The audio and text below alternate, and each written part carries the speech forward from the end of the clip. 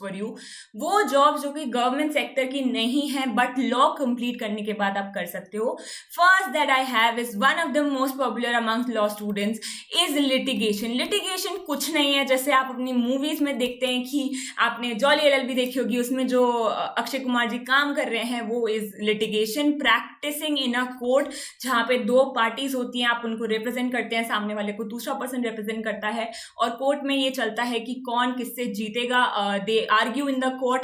तो यहाँ पे उसी चीज को लिटिगेशन कहा जाता है. लिटिगेशन का एक जो कौन है, सबसे ज्यादा लोगों को प्रॉब्लम होती है कि उसमें बहुत टाइम लगता है to establish yourself. You need at least 4 to 5 years की आपकी प्रैक्टिस अच्छे से एस्टैब्लिश हो जाए. तो शुरू के जो 4 years होते हैं वो थोड़े से स्ट्रगल वर्दी होते हैं. आपको लगता है कि there is not much money coming in. Metro cities में maximum to maximum you get 30,000 per month metro cities में इन द स्टार्टिंग.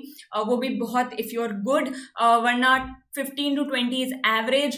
So इसलिए students feel that this takes a lot of patience, a lot of time. तो students क्या करते हैं, पहले corporate job करते हैं 1-2 साल and then they try to switch into litigation so that they have something already.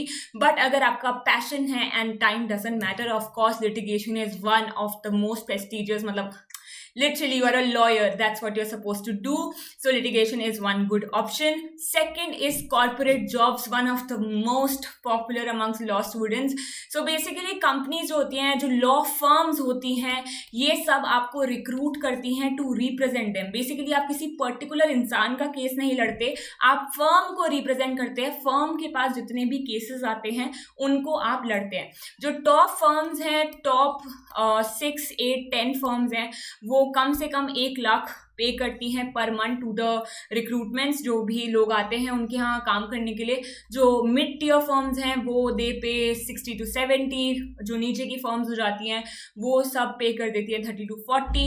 It's very hectic job is one problem. यहाँ पे बहुत ज़्यादा आपको there is a lot of workload. But अगर आप एक्चुअली लॉ में इंटरेस्टेड हैं and it really makes you work hard, तो of course corporate job is one of the best jobs that a lawyer can have. Next is the last one, academic jobs.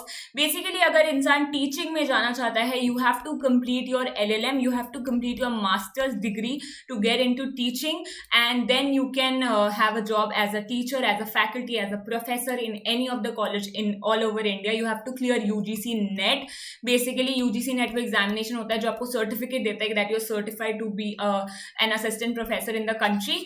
And these are the jobs that you can have after completing law.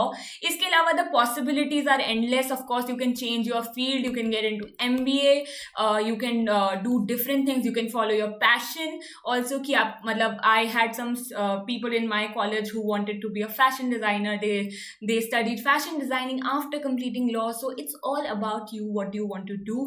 I just want to give you a picture कि how your life can be.